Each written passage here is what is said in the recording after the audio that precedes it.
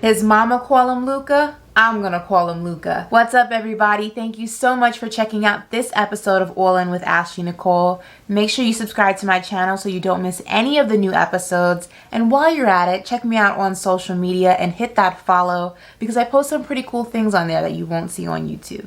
His mama call him Luka, I'm gonna call him Luka. In case you missed the Game 4 matchup between the Clippers and the Mavericks, let me tell you this. You missed one of the best, if not the best, NBA playoff games so far this restart. I mean, Luka went off. 43 points, 17 rebounds, 13 assists, shooting over 50%. It's as almost if nothing ever happened to his ankle less than 48 hours before. And I don't think anybody was surprised that Luka was going to play. I mean, this is the playoffs and the stakes are high, but the intensity in which he played, the way that this 21-year-old kid put his team on his back, especially with the last-minute decision that his partner in crime, KP Porzingis, was going to be out with right knee soreness, it was even more miraculous to see Luka just take charge at such a young age. Now, let's get into the logistics of the game itself because it was a fantastic one, like I mentioned, and it was no easy task for the Mavericks. They were down 21 points at one point, but Luka said, "Don't worry, guys, I got this. I'm next up." Now, before we get into Sunday night's headline and Reggie Jackson, I hate to do it to you, I hate to say it, but Luka put you on them skates, okay? We have to talk about what went wrong with the Clippers. Now, on a positive note, Kawhi dropped over 30 points, no surprise there, and Lou Will contributed immensely, dropping 36 points of his own. But it was the lack of contribution from Paul George once again, which was the focal point, and an issue for me. He went 3 from 14 from the field and dropped just 9 points in an NBA playoff game from an NBA All-Star. And that is my problem.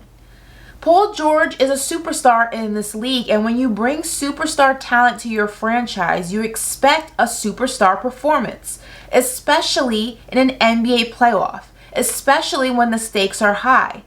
And when you're in a bubble with the absence of fans and distractions and crowd noise and no home court advantage, it should be even that much easier to give those type of performances. And for some reason, it's not for PG-13 or Playoff P as he likes to call himself. I haven't seen that. And yes, Kawhi Leonard is immensely talented. He's one of the best in this league, and a lot of the times the burden falls on him. And that's what happens when you're the leader of your team. You look at the Lakers with LeBron and Kobe before him, and you look at the Bulls with Jordan. They know a lot of the time the responsibility is on them to make the shots, to make it happen.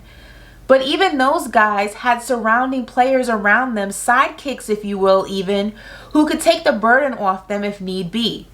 And right now, Paul George isn't holding up his end of the bargain. Now, the Clippers coming into the second half did struggle as a unit. They went frigid from the field, only hitting 2 of their first 14 field goal attempts. But Paul George's performance did not help, and when they asked him at the end of the game about his shooting issues this series, he had this to say. "If I shoot the ball better, the series would be different." That's groundbreaking, PG, so shoot the ball better because we're waiting and your team's waiting. We were waiting game 2, we were waiting game 3, we were waiting game 4, and I'm not a betting woman, but if I had to bet, I would say we'll probably be waiting game 5 as well. Now, I believe Kawhi 100% when they asked him, does he think this team can still win this series even with PG struggling the way he has been? He says yes. The Clippers are a great offensive team, but they're an even better defensive one, and call me old school, but I think defense still wins championships. And although the Mavs are putting up a good fight and Luka is having great games and hopefully they get KP back, I just don't think they have enough depth to compete with the Clippers team this solid. On top of that, the Mavs have a history of blowing leads. I mean, look at this game here. They led, allowed the Clippers to come back and force it into overtime. So I'm going to stick with my original pick for the Clippers to go all the way to the finals, but that is besides the point. Paul George is a superstar. He's an all-star. And you don't bring an all-star to your franchise to put up 9 points one day, 11 points another day in a playoff series. And as the series progresses and the games get harder and they slow down even more, it's not going to cut it. Because Kawhi is Batman, but Paul George, you're Robin. And sometimes Batman needs Robin to save the day. So in the words of Bill Belichick, do your job. Period. Now, speaking of doing your job, I gotta bring it to Luka. Before I give you any of my picks for Game 5 happening tonight at 9 o'clock, I gotta show you what is forcing a Game 5. And that is Luka's overtime step back three. Reggie Jackson, I hate to do it to you, but roll the tape. Finney-Smith to inbound. Back to Doncic. Doncic pulls up, three-pointer.